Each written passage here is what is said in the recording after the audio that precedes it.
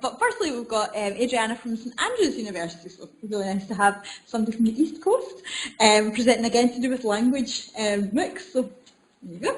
Thank you, Leah. And thank you all very much for having me here. So I must acknowledge that this work was also done with my ex-master student in Southampton, Chin Shan. And yes, I am currently in St Andrews and as an associate lecturer, but I'm still doing my PhD, my part-time PhD in Southampton. And this is part of that study. So it's very appropriate that we are talking about categories of learners this morning, because we may remember a time when we were so concerned about this right end of this graph, you know, that MOOCs had very low completion rates, and we started looking at this phenomena that was pretty much universal, that people were dropping out, and we had the funnel of participation, which we are all familiar with, and forgetting that left side of the graph, that there are different types of learners, and not necessarily the dropping out is a symptom of the MOOC being wrong. So we also have been recently more interested in characterizing the diversity of learners. So in the previous talks, we heard about some of those archetypes, which I put just a number there, that these were presented to us in November last year, in this venue, in this setting in FLAN. And it's a reflection of that we no longer can consider all learners as if they are the same. They all come with different motivations, different interests, and different reasons for doing their MOOCs. So therefore, they're going to behave differently during the MOOCs. So, however, capturing that means that we need to ask them, what are these things? So they are going to behave differently, but for us to elicit why are they doing it that way, we need to ask them. And this is the thing that comes up, that has been brought up in FutureLearn. We have this learner's archetype and ask them explicitly why did they join. However, this is in practice, this is not as widely available. Not everybody, especially in the historical data that we may have from MOOCs before this was implemented, we don't have that. And what we do have is how they actually behave within the platform. And this is not a new thing. People have been looking at this for a long time. So we have been looking at the diversity of learners. Kizilcec looked at subpopulations, and Rebecca and Doug looked also at that, and it's just looking at how they behave in the platform. So what Kizilcec did and his co-authors, they looked at each assessment and they put a label on it. So how the learners engaged in it. So if they were, hi, how do I switch back to that?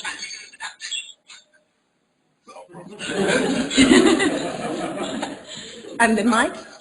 That's okay, yeah? No, that's okay, because I don't have any feedback on the wall. Can't hear. Which screen did you go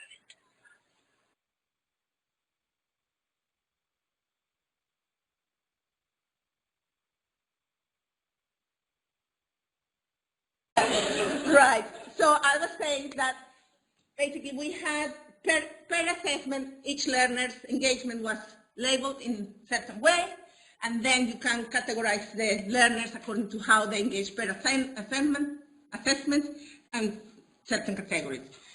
And similarly, a later study, basically this was done in Coursera, which we have a lot of assessment, whereas in FutureLearn we know we have more of a conversational element, so we needed to capture that when we're trying to categorize the learners. So we had other type of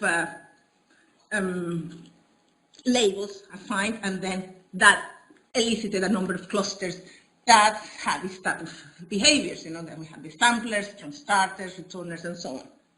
So we did something similar but different.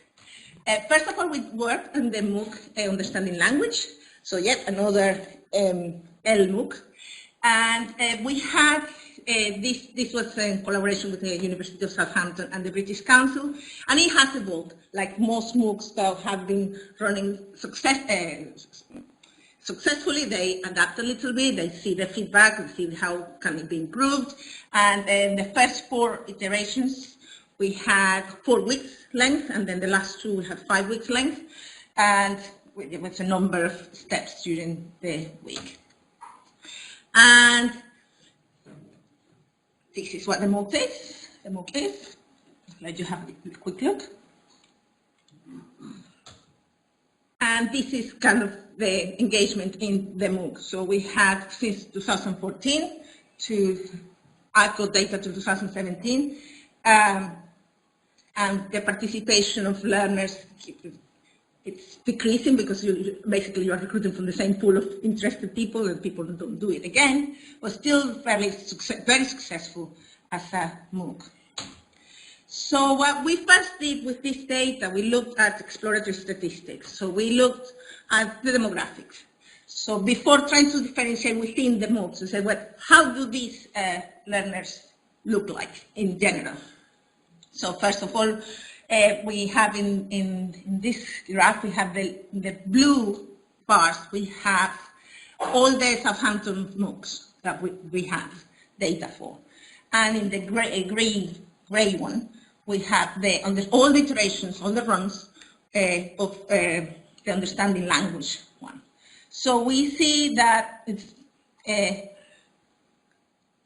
tends to be the young adult learners who participate in that.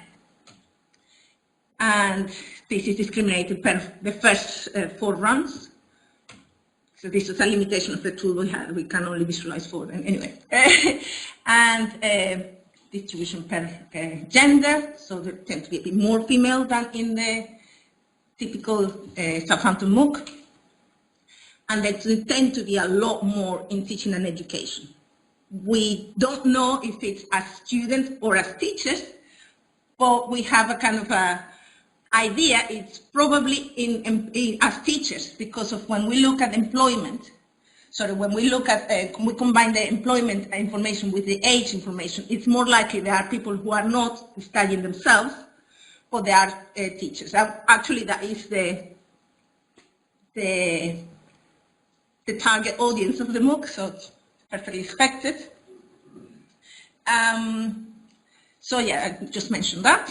We also look at what's the highest level of education, and they tend to be working full-time in comparison with all the other MOOCs that we had, and not that many retired in comparison with all the other MOOCs we had.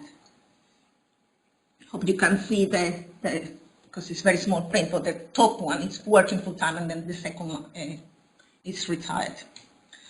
And then when we differentiate that in the first 4 runs, we have very similar behavior, similar. And again, they are more likely to have a degree when we look at those demographics. So university degrees and master's degrees, so typically teaching, And where are they based? So they are typically in the UK, but also we have more of a spread distribution. We have a lot of people in the Ukraine, for example. That was a big surprise. And other places that don't speak English. So they want to understand English because they tend to be English language teachers in those places. So from just looking at those general statistics, we know that the typical learner in this MOOC, from what we know, it's more likely than in the rest of the Southampton MOOCs. It's more likely to be a female, more likely to have a degree, more likely to be working as a teacher, probably not in the UK. In comparison to all the other MOOCs that we had data for. So we also had a look at the learning activities that they were available. So typical, videos, articles, audio discussion, and the actual assessment. They, as I mentioned, these vary slightly from run to run because the MOOCs keep being looked into. So if you compare there's very little variations if you compare week 1, say from 1 versus week 1 from 2, it's just 1 was added and so on. So probably it's reasonable to conflate this because it's not going to be massive differences between them. Okay, moving on. I'm very conscious of time because I've got a lot of slides. So the next thing we need to do is that we looked at the whole MOOC as a whole, as a group. So we need to try and see if we can differentiate within the runs, within that data, the kind of learners that we have. So we have categorization of the population as a whole, but we want to categorize subpopulations again, like our previous studies have shown. So first of all, we decided to do clustering algorithm, but we weren't sure which one to go for, so we compared 3 and chose k-means, given that it had a very low time cost and had higher performance. But this is with, I'm just showing you with 6, which 6 clusters, which was determined by, again, 2 different methods in which we basically run the same data with choosing different size of clusters. This is not giving the algorithms any information that we know about the behavior of the MOOCs. It's just what the data tells us. And we see that after 6 clusters, actually, it doesn't tell you, it doesn't add any more information. It's like diminishing returns here. But you could see that between 4 and 6 would have been reasonable to choose a number of clusters. And then with the silhouette, this other algorithm also suggests that 6 is a good size, between 4 and 6 is a good size cluster, number of clusters for our study. So we went for 6, but bear in mind this because it will make sense when I say that it could have been fewer. So we got 6 clusters. And then after we saw the data, we could dig into each of those clusters and say, okay, what do they look like? And try to make sense using the demographics, which we had taken out, looking at all the data as a whole and see how they, and then the name came from that, of our understanding of what they were doing there. So the first group, they were the majority, the bulk of the data we had were of this category, and they basically were the people who tended to drop out. So they visited the contents not very often. We had also another category of people who started very strong, so very high engagement in the first week or 2, but then dropped out. And that was a significant size, not as much as this, which is dominant. And this range is because we are talking about all the runs that we have data for. Then moving on to the next, we had other people who completed almost all steps, so they were successful in that sense of completion, but they did not put any comments. So they weren't engaging fully in the capabilities of FutureLearn. And it's interesting that they made only between 2% to 5% of the students. And precisely because of their not engaging through comments, obviously we didn't get, even those who did comment, because remember this is like aggregating clusters, so not everybody had exactly the same behavior, but let's say typically the majority didn't. So even those who did post some comments didn't have many likes. So they were on social status. And this category name is a bit of a misnomer because obviously they are not typical in the sense that there's only about 1% to 2% of the population, but it's like the, for want of a better name, is the not either extreme of the super engaged or completely disengaged. They went and did completed their activities, did some comments, but nothing remarkable, nothing. And this is the cluster. I would say that perhaps it's a bit of a noise. We could have perhaps done without this. This could have been, the students are in this category, could have perhaps been absorbing other clusters had we chosen fewer number of clusters. But then again, given that we have 6, this is the 4th, and I've ordered them in the order of size. So then we have the popular learners. In the characteristic of this group is that they had lots of likes from other learners. And they typically completed all the steps, and almost all of them commented in every week. So they really engaged with that conversational capabilities in the platform. And then finally we had the one we would all like to have. They were completely engaged, and they completed all the activities, commented, had the steps with many likes and all that, but there's very, very few. So again, this could be perhaps conflated with the previous category. So maybe had we chosen, instead of 6 clusters, had we chosen 4, this would have been united with 5, because it's very much similar behavior. So this is how they look like. We had, in addition to these 6 clusters I mentioned, we had, for some of the runs, we have even some other things that we observed, because people who call easy dropouts, when it was very early, before even starting the activities. And yeah, not going to go into this. I would probably categorize this as a bit of noise, particularly the run 2 and 3. Probably need to look into this with more detail. So what we did is we looked at the FutureLearn course, Understanding Language, and we tried to categorize the learners, knowing that we cannot really elicit the motivation for looking at their actual behavior in the platform, and from that come out with groups and try to replicate past research that we have seen.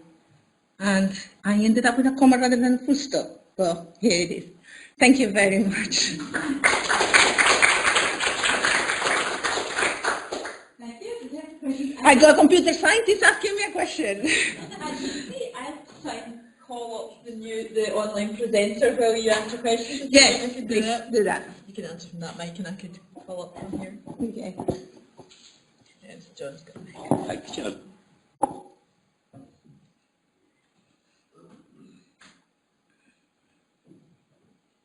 Should I carry on? Yeah. Yes, so I sorry. carry on. Yeah. Okay. Yeah. I'll Thanks. just call- Thanks. That's really exciting talk.